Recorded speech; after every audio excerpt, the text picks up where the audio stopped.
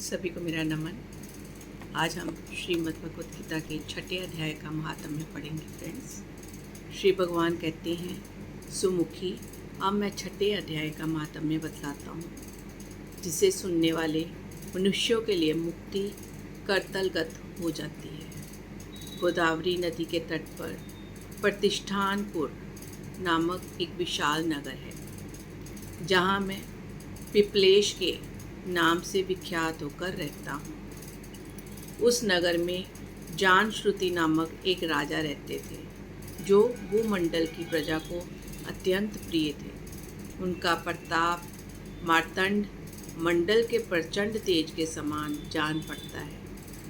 प्रतिदिन होने वाले उनके यज्ञ के धुएं से नंदनवन के कल्प वृक्ष इस प्रकार काले पड़ गए थे, मानो राजा की असाधारण दानशीलता देखकर वे लज्जित हो गए हों। उनके यज्ञ में प्राप्त प्रोढ़काश के रस आस्वादन में सदा आसक्त होने के कारण देवता लोग कभी प्रतिष्ठानपुर को छोड़कर बाहर नहीं जाते थे।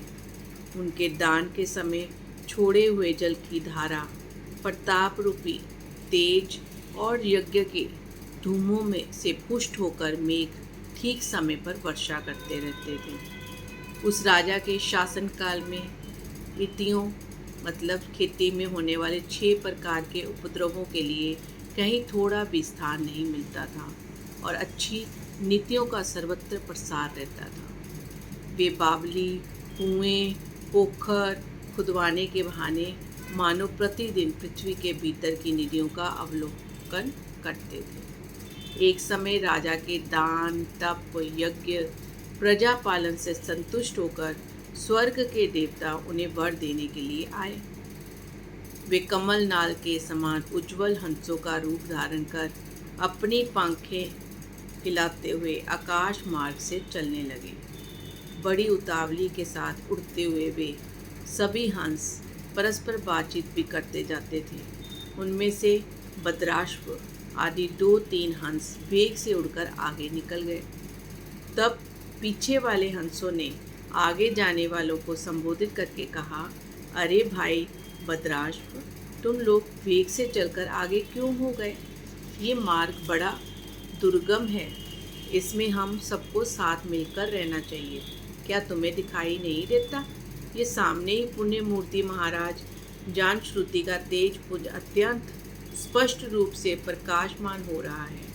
उस तेज से भस्म होने की आशंका है, अतः सावधान होकर चलना चाहिए।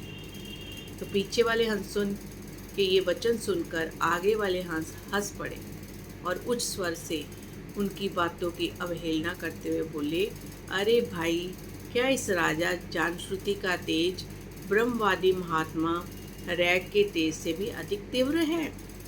तो हंसों की ये बातें सुनकर राजा जानश्रुति अपने उच्च महल की छत से उतर गए और सुखपूर्वक आसन पर विराजमान हो अपने सारथी को बुलाकर बोले, जाओ महात्मा रैग को यहाँ ले आओ।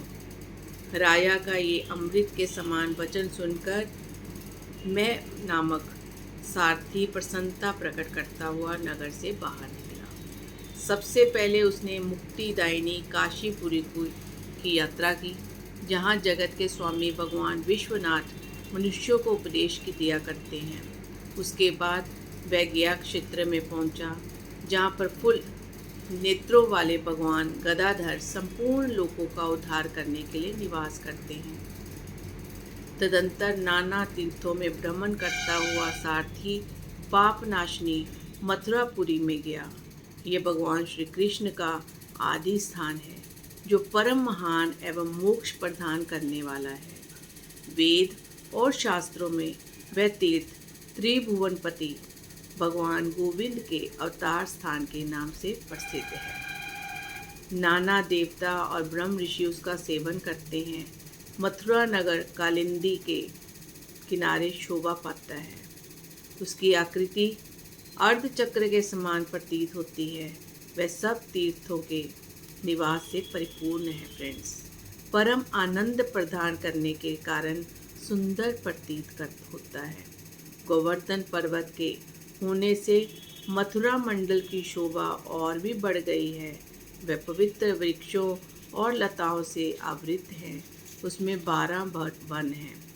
वह परम पुण्य में और सबको विश्राम देने वाले श्रुतियों के सारभूत भगवान श्री कृष्ण की आधार भूमि है। तत्पश्चात मथुरा से पश्चिम और उत्तर दिशा की ओर बहुत दूर तक जाने पर सारथी को कश्मीर नामक नगर दिखाई दिया, जहाँ शंख के समान उज्जवल गगनचुंबी महलों की पंक्तियाँ भगवान शंकर के अट्टहास की भांति शोभा पाती हैं, जहाँ ब्राह्मणों के शास्त्रीय आलाप सुनकर मूर्ख मनुष्य भी सुंदर वाणी और पदों का उच्चारण करते हुए देवता के समान हो जाते हैं, जहाँ निरंतर होने वाले यज्ञ धूम से व्याप्त होने के कारण आकाश मंडल मेघों से धुलते रहने पर भी अपनी कालिमा नहीं छोड़ता, जहाँ उपाध्याय के पास आकर छात्र जन्मकालीन अभ्यास से ही संपूर्ण कलाएं स्वतः पढ़ लेते हैं, तथा जहाँ मणिकेश्वर नाम से प्रसिद्ध भगवान चंद्रशेखर देहधारियों को वरदान देने के लिए नित्य निवास करते हैं। कश्मीर के राजा माणिक्य क्लेश ने दिग्विजय में समस्त राजाओं को जीतकर भगवान शिव का पूजन किया था। तभी से उनका नाम माणिकेश्वर हो गया। उन्हीं के मंदिर के दरवाजे पर महात्मा रैक एक छोटी सी गाड़ी पर बैठे अपने अंगों को खुजलाते हुए वृक्ष की छाया का सेवन कर रहे थे। इसी अवस्था में सारथी ने उन्हें देखा तो राजा के बताए हुए भिन्न भिन्न चिन्हों से उसने शीघ्र ही रैक को पहचान लिया और उनके चरणों में प्रणाम करके कहा, ब्राह्मण, आप किस स्थान पर रहते हैं? आपका पूरा नाम क्या है? आप तो सदा स्वच्छंद विचरने वाले हैं, फिर यहाँ किस लिए ठहरे हैं? तो इस समय आपका क्या करने का विचार है? सारथी के ये वचन सुनकर परम आनंद में निमग्न महात्मा रैक ने कुछ सोचकर उससे कहा, यद्यपि हम पूर्ण काम हैं, हमें किसी वस्तु की आवश्यकता नहीं है, तथापि कोई भी हमारी मनोवृत्ति के अनुसार परिचर्या कर सकता है। रैक्व के हार्दिक अभिप्राय को आदरपूर्वक ग्रहण करके सारथी धीरे से राजा के पास चल दिए। वहां पहुंचकर राजाओं को प्रणाम करके उसने हाथ जोड़ सारा समाचार निवेदन किया और उस समय स्वामी के दर्शन से उसके मन में बड़ी प्रसन्नता थी। सारथी के वचन सुनकर राजा के नेत्र आश्चर्य से चकित हो उठे। उनके हृदय में रैक्व का सत्कार करने की श्रद्धा जागृत हुई। उन्होंने 2 खच्चरों से जुती हुई एक गाड़ी लेकर यात्रा की, साथ ही मोती के हार, अच्छे अच्छे वस्त्र और 1 सहस्त्र गौएं भी ले ली। कश्मीर मंडल में महात्मा रैक्व जहाँ रहते थे उस स्थान पर पहुंचकर राजा ने सारी वस्तुएं उनके आगे निवेदन कर दी और पृथ्वी पर पड़कर साष्टांग प्रणाम किया। महात्मा रैक्व अत्यंत भक्ति के साथ चरणों में पड़े हुए राजा जान श्रुति पर कुपित हो उठे और बोले, रे शूद्र, तू दुष्ट राजा है, क्या तू मेरा वृत्तांत नहीं जानता? ये कचारियों से जुती हुई अपनी ऊंची गाड़ी ले जा। ये वस्त्र, ये मोतियों के हार, ये दूध देने वाली गौएं भी स्वयं ही ले जा। इस तरह आज्ञा देकर रैक्व ने राजा के मन में भय उत्पन्न कर दिया। तब राजा ने शाप के भय से महात्मा रैक्व के दोनों चरण पकड़ लिए और भक्तिपूर्वक कहा, ब्राह्मण, मुझ पर प्रसन्न होइए। भगवान, आप में ये अद्भुत महात्म्य कैसे आया? प्रसन्न होकर मुझे ठीक ठीक बताइए।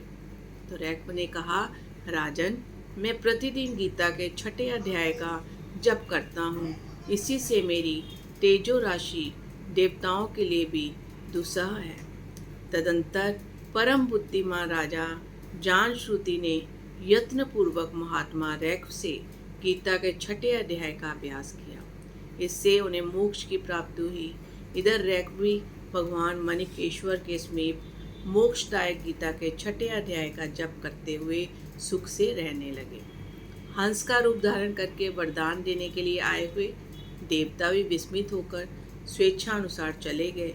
जो मनुष्य सदा इस एक ही अध्याय का जप करता है वह भी भगवान विष्णु के ही स्वरूप को प्राप्त होता है, इसमें तनिक भी संदेह नहीं है। तो फ्रेंड्स, ये है छठे अध्याय की कथा का महात्म्य, जिसमें हमें